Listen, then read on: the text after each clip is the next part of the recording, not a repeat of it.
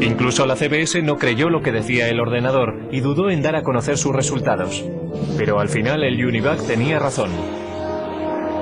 El poder y la utilidad del ordenador habían sido probados.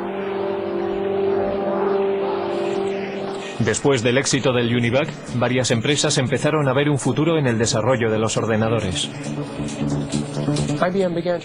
IBM empezó a darse cuenta de que los ordenadores serían cada vez más pequeños, más baratos y más fáciles de manejar, y que habría un lugar en los negocios para estas máquinas que, desde luego, a la larga, sustituirían a la tecnología de las tarjetas perforadoras. Para comienzos de la década de los 60, IBM dominaba el gran mercado de los ordenadores. Los negocios empezaban a depender de los ordenadores. Las máquinas se iban haciendo cada vez más pequeñas, gracias al cambio de tecnología de tubo a los transistores, a la tecnología de los transistores. Y la carrera hacia la luna iba a hacer que los ordenadores fueran aún más pequeños. En 1961, Norteamérica iba a la zaga de Rusia en la carrera por el espacio. En el incesante intento de ganar a los rusos, el objetivo de la NASA era que el hombre llegara a la Luna. No iba a resultar fácil. Cuando comencé a trabajar en la NASA en 1962, el primer día me dieron una regla de cálculo de 20 inch. Nuestros cálculos se hacían principalmente en calculadora de bolsillo. Teníamos un número de personas a las que asignábamos nuestras hojas de datos, y su trabajo consistía en trabajar con sus pequeños cálculos. Pero los astronautas no podían confiar en reglas o calculadoras de bolsillo en el espacio. La misión requería un ordenador guía sofisticado. A principios de la década de los 60, sin embargo, una máquina tan potente como la que necesitaban ocupaba toda una habitación. La NASA intentó reducir el tamaño del problema. Afortunadamente, el primer gran avance en el camino a la miniaturización ya había tenido lugar. En 1947, 3 científicos en los laboratorios Bell inventaron el transistor. Un transistor ejecutaba la misma función de encendido y apagado que los tubos de vacío, pero era mucho más pequeño y más fiable. Los transistores se hacían con silicio y cable diminuto. El silicio es un semiconductor. Si se aplica un voltaje pequeño, se comportará como conductor, permitiendo que pase una corriente entre los cables. Si no hay voltaje, actuará más como un aislante bloqueando la corriente. Esta característica del silicio es lo que permitió a los transistores hablar el lenguaje binario de los ordenadores. Y harían del silicio la base para la industria de estos. El siguiente paso en la miniaturización tuvo lugar en 1959, cuando Robert Noyce y Jack Kilby, ingenieros para fabricantes rivales de transistores, llegaron a los mismos avances de forma independiente y que conducían a la misma idea revolucionaria. Toda una red de componentes electrónicos, transistores y todo incorporado en un solo chip de silicio. La gran innovación en la electrónica se llamó el circuito integrado. En 1969, 5.000 circuitos integrados componían el corazón de cada uno de 2 ordenadores idénticos. Uno en la órbita lunar y el otro en la Tierra. Para su tamaño, estos eran los ordenadores más potentes de la Tierra. Mientras Neil Armstrong daba un pequeño paseo en el polvo lunar, Ted Hoff, un ingeniero con la compañía de chips Intel, estaba dando un gran paso en el proceso hacia la miniaturización. Estaba desarrollando una idea que pondría todo el ordenador en un chip de silicio, el microprocesador.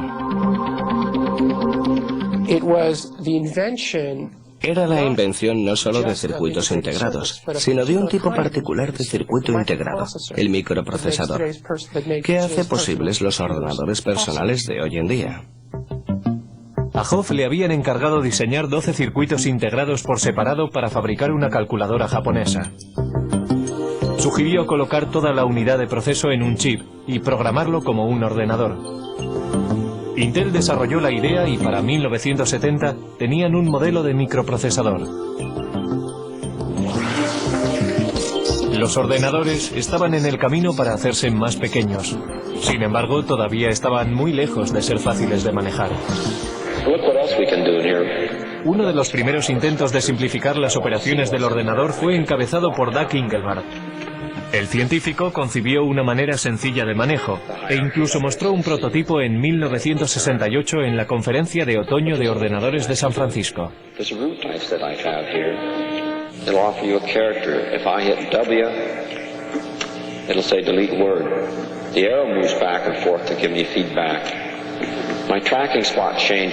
Soldando un teclado y un aparato para señalar que llamó ratón, Engelbart trabajaba con un ordenador a 30 millas de distancia, unido por microondas, y demostró que se podía procesar palabras en un hipertexto.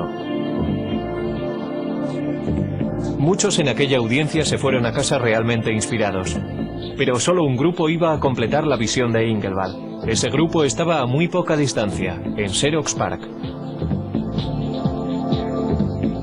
Xerox creyó que el futuro podía estar en los ordenadores y comenzó a construir una máquina de fácil manejo. En 1973, Xerox introdujo el Alto, que incorporaba muchas de las innovaciones en ordenadores personales que hoy en día damos por supuestas. El Alto tenía un ratón, una interfaz gráfica. Estaba construido de forma interconectada e imprimía en una impresora láser. Debería haber revolucionado la industria, pero a $18.000 cada máquina, el Alto no estaba diseñado para particulares. Los ordenadores todavía eran máquinas élite, propiedad del gobierno o de grandes empresas y universidades. En el pasado, los grandes ordenadores centrales procesaban nóminas, guardaban el rastro de archivos, seguían la pista y hacían cálculos científicos. Si una facultad tenía la suficiente suerte como para acceder a un ordenador, los estudiantes y los profesores compartían tiempo en ellos. Pero el mercado del chip estaba creciendo, la velocidad de procesamiento crecía y los precios bajaban. La revolución estaba al alcance de la mano. Y la carga no sería liderada por una gran empresa, sino por un grupo de aficionados e ingenieros librepensadores. Dos de aquellos revolucionarios fueron Steve Jobs y Steven Wozniak. A mediados de los 70, empezaron a fabricar un ordenador pequeño en un garaje de Palo Alto. Lo llamaron el Apple I. Steve Jobs era un estudiante de universidad que había abandonado los estudios, pero era diferente. Era muy inteligente, muy avispado. También era extremadamente ambicioso. Pero quizás más importante que eso, conocía a otro Steve Wozniak, que era un brillante ingeniero de hardware. Al ir abaratándose los chips, algunos nada caros, empezaron a aparecer kits de ordenadores de automontaje. Uno de estos primeros kits apareció en la cubierta de Popular Electronics en 1975. Se llamaba el Altair. El Altair se planteó como el primer kit de mini ordenador para rivalizar con modelos comerciales. Muchas personas se interesaron en él a $400 cada kit.